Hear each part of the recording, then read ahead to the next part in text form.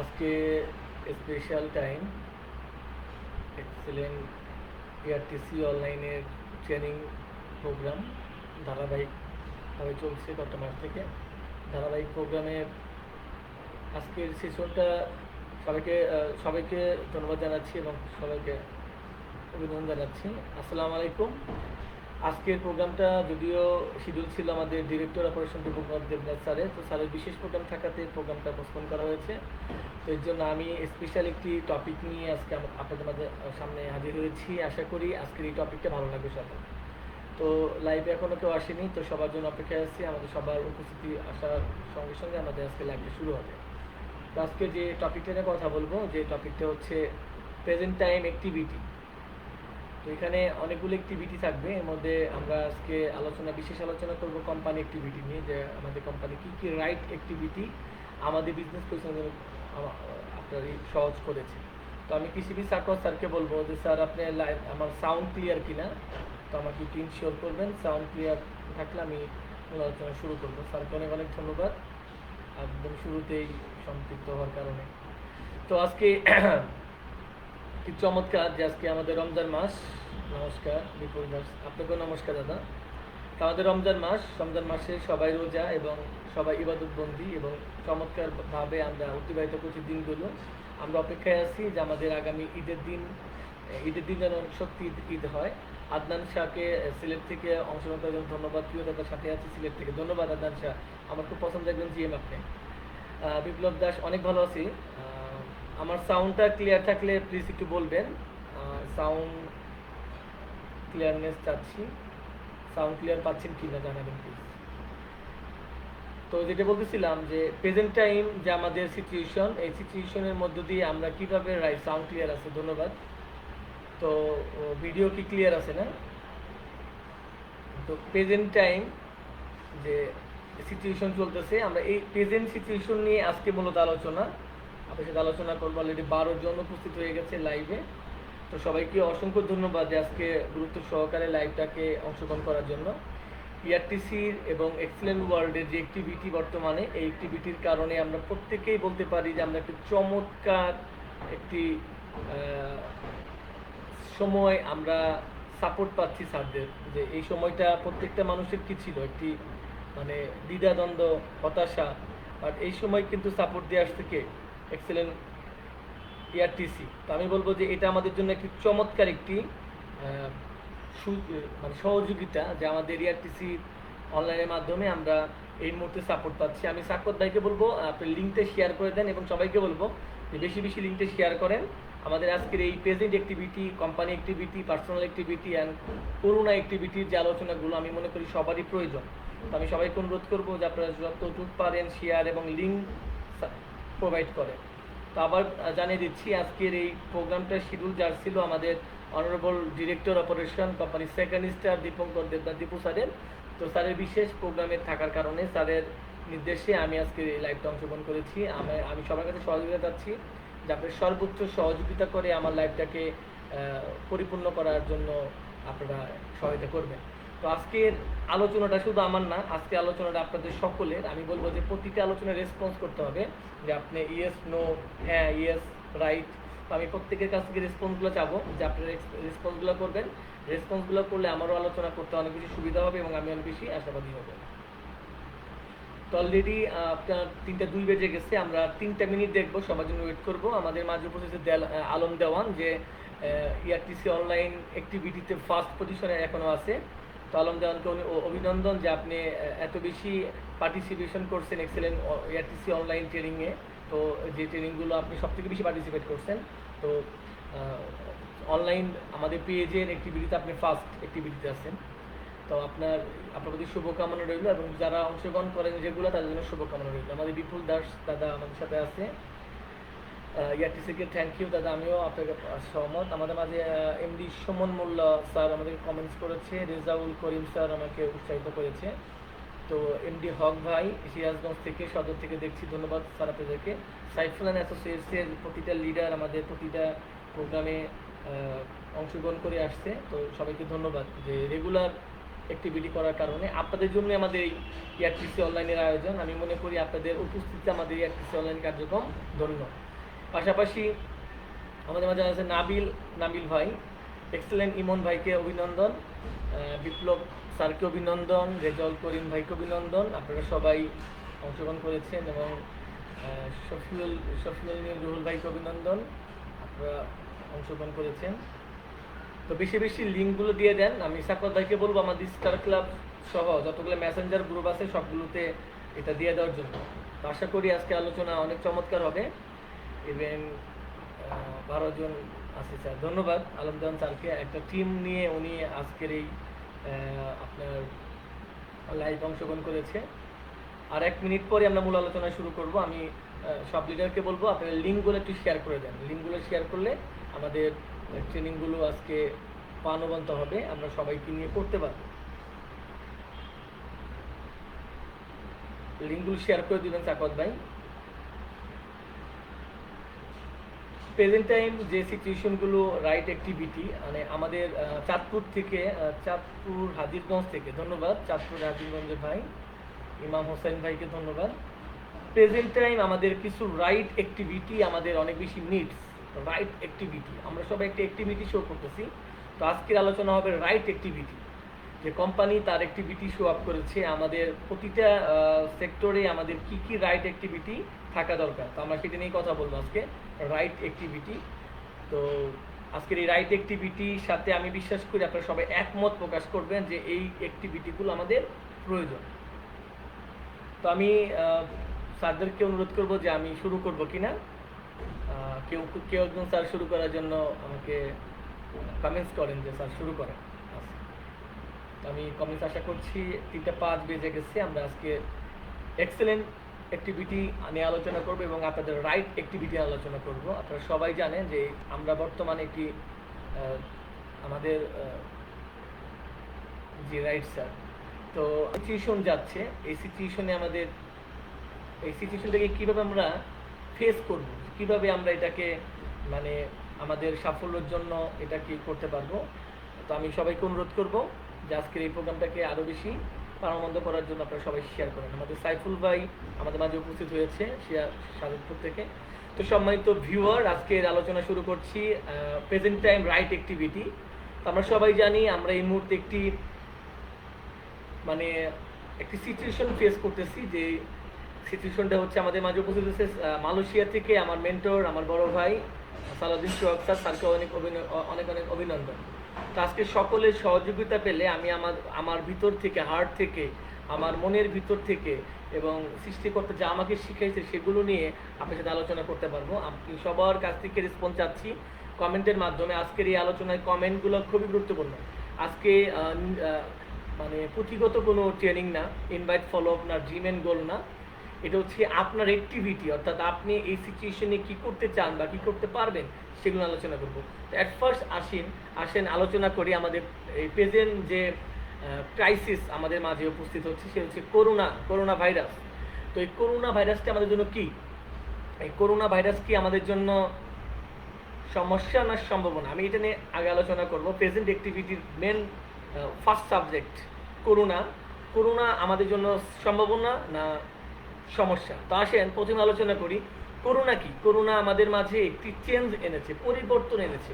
তো আমি যদি মনে করি, আমাদের সাভার থেকে ফিরোজ ভাইকে ধন্যবাদ, রুবেল ভাইকে ধন্যবাদ। আমি যদি মনে করি করোনা আমাদেরকে কি কি চেঞ্জ এনেছে এবং এই চেঞ্জের মাধ্যমে আমাদের সম্ভাবনা কতটুকু, আমাদের কতটুকু সমস্যা তৈরি হয়েছে। তো আসেন আলোচনা করি প্রথমে করোনা কি কি স্টপ করে দিয়েছে আমাদের জীবন থেকে। নাম্বার 1, করোনা যে স্টপ করেছে, যে আমাদের বর্তমানে বাংলাদেশের কোথাও জুয়ার আসর বসতেছে না। তো এখন দেখেন এই করোনাকে কেন্দ্র করে আমাদের জুয়ার আসর বন্ধ হয়ে গেছে, আমাদের মাদক দ্রব্য বিনিময় বন্ধ হয়ে গেছে, মাদক কারবার বন্ধ হয়ে গেছে। তাহলে আমরা করোনার কাছ থেকে জানতে পারলাম যে দুইটা বিষয় খুবই যে একটা আমাদের বাংলাদেশের জন্য অনেক বেশি ক্ষতিকর ছিল। করোনার কারণে দুইটা বিষয় বন্ধ হয়ে গেছে। এরপর আসেন আমাদের অসামাজিক কার্যক্রম, যেগুলো অনেক বেশি আমাদের সমাজে ছেয়ে গেছিল, সারা পৃথিবীব্যাপী অসামাজিক কার্যক্রম, যেমন ধরেন নারী পতিতাবৃত্তি, এই যে নারী পতিতালয়, এই নারী পতিতালয় কিন্তু এখন এই করোনার কারণে এখন তাদের জন্য কিন্তু একটি বাধা, অনেক বড় সমস্যা, যে এখন তারা অবাধে এই অশ্লীল কার্যক্রম, অশ্লীল ব্যবসা তারা পরিচালনা করতে পারতেছে না। তা আমাদের এই নারী পতিতাবৃত্তি বন্ধ হয়ে গেছে। এরপরে আসেন আমাদের নারী পণ্য অর্থাৎ নারীকে পণ্য হিসেবে বিভিন্নভাবে বিভিন্ন সময় আমাদের নারীদেরকে পণ্য হিসাবে ব্যবহার করা হচ্ছে, এটা আমাদের জন্য এখন থেকে কি বন্ধ হয়ে গেছে। তাহলে আমরা জানতে পারছি যে অনেকগুলো অসামাজিক কার্যক্রম, যেমন ধরেন জুয়া, নেশা, মানে পতিতাবৃত্তি এবং নারী পণ্য, যে আমাদের যে প্রবলেমগুলো, সামাজিক অবক্ষয় যেগুলো হচ্ছিল, শিশু যৌনতা, মানে অবাধে অনেক অপকর্ম, এগুলো কিন্তু বন্ধ হয়ে গেছে। এরপর আসেন খাদ্য ভেজাল। আপনারা জানেন যে আমাদের প্রচুর পরিমাণে খাদ্য ভেজাল দেওয়া হচ্ছে, যে বর্তমান প্রেজেন্ট টাইম কিন্তু এই খাদ্য ভেজালগুলো আমরা পাচ্ছি না। তার মানে এই খাদ্য ভেজাল থেকে আমরা কিন্তু অনেকটা বেশি কি পেয়ে গেছি, নিস্তার পেয়ে গেছি। তাহলে করোনার কারণে আমরা এতগুলো মানে নেগেটিভিটি যেগুলো আমাদের সমাজে ছেয়ে গেছিল, সেগুলো কিন্তু স্টপ আজকে বন্ধ হয়ে গেছে।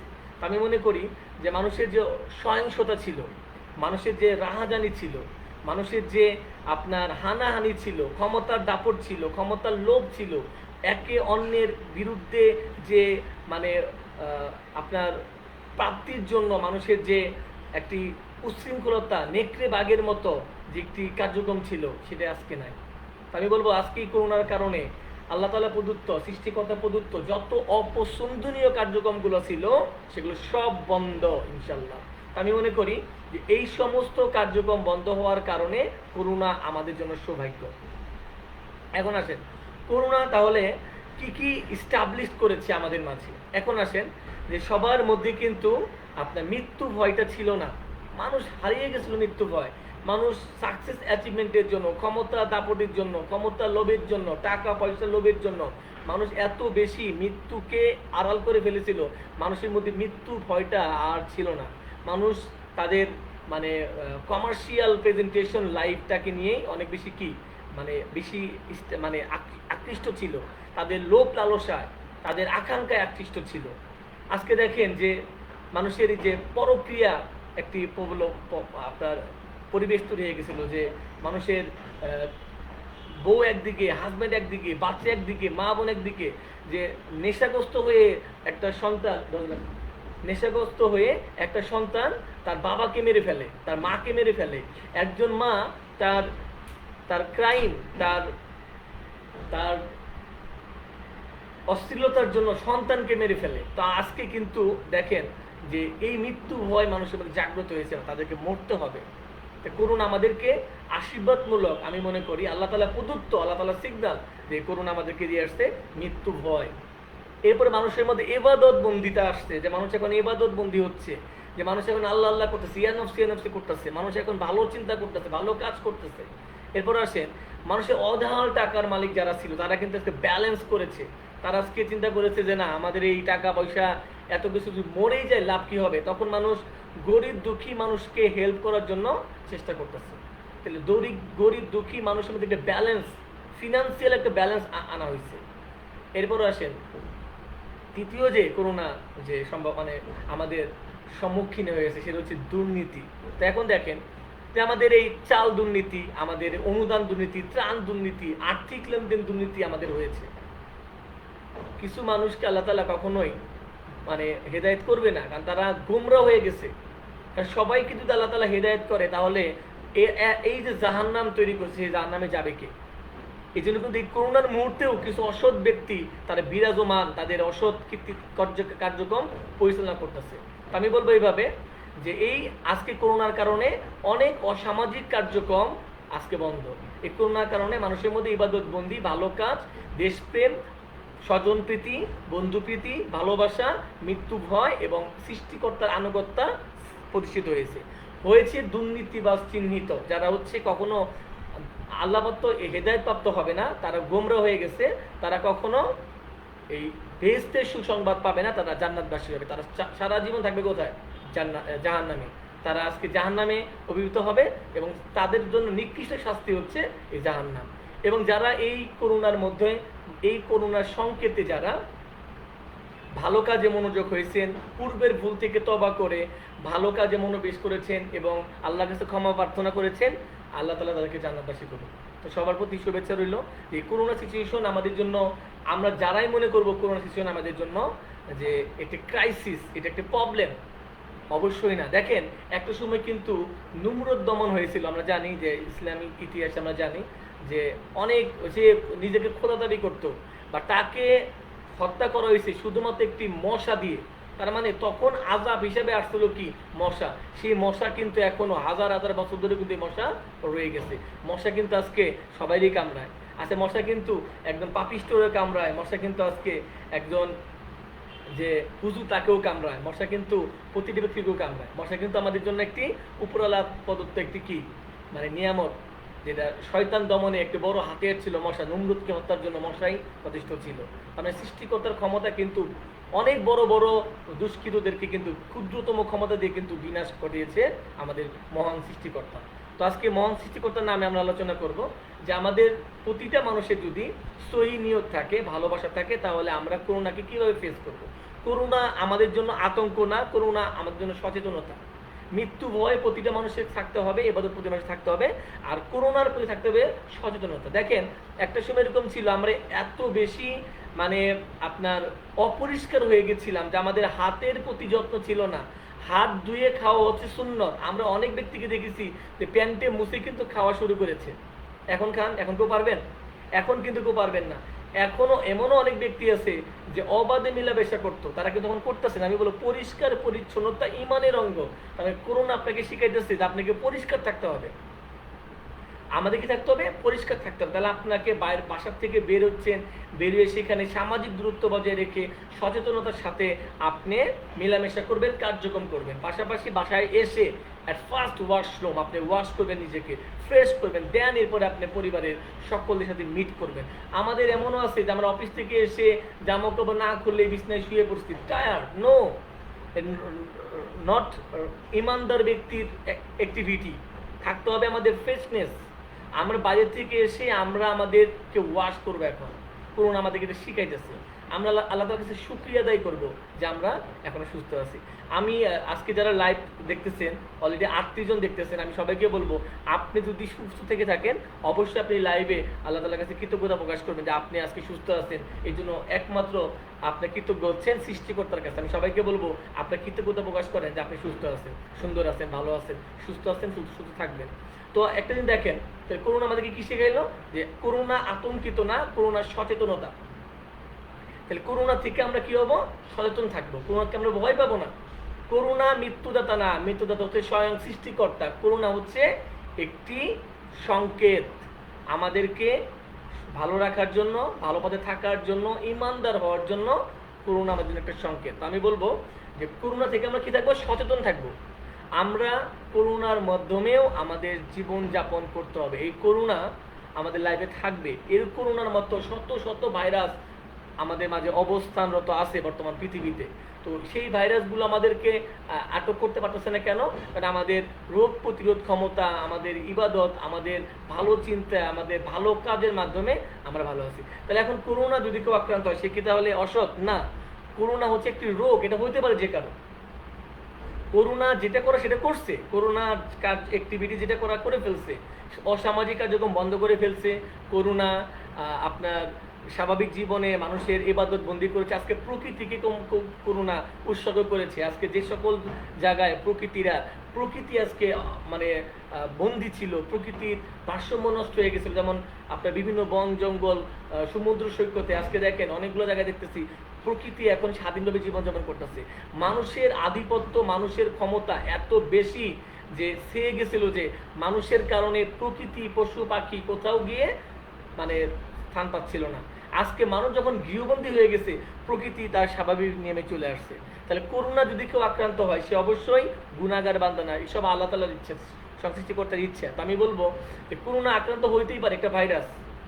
করোনা মৃত্যুর কারণ হইতেই পারে, কারণ মৃত্যু আমাদের জন্য আসবে, মৃত্যু হতেই পারে, আমরা অসুস্থ হইতেই পারি, বাট আমাদের সচেতন হইতে হবে। করোনা মানেই কিন্তু আপনি পাপী বান্দা না। আপনি যেমন অনেক ভালো ইমানদার ব্যক্তি আছে যারা কখনো মিথ্যা কথা বলে নাই, খারাপ কাজ করে নাই, তাদের জন্য জান্নাত কবুল হয়ে গেছে। এখন তারা জানা যাবে কিভাবে? তাদের মৃত্যু না হলে জানা যেতে পারবে না। তাহলে তখন তো বলতেছে শুধু মরাটা বাকি তা জানাতে যাওয়ার জন্য। সে এত বেশি ভালো কাজ করছে, সে মরলেই জান্নাত যাবে। তাই করোনা কি মৃত্যুর উসিলা হইতে পারে না? মৃত্যুর তো কোনো ওষুধ নাই, মৃত্যু তো একটা ঘটনা, এটা ঘটবে আমাদের জীবনে। তো আমি বলবো করোনা যদি কেউ আক্রান্ত হয়, এটা পাপ না, এটা হচ্ছে একটা ঘটনা, ঘটতেই পারে।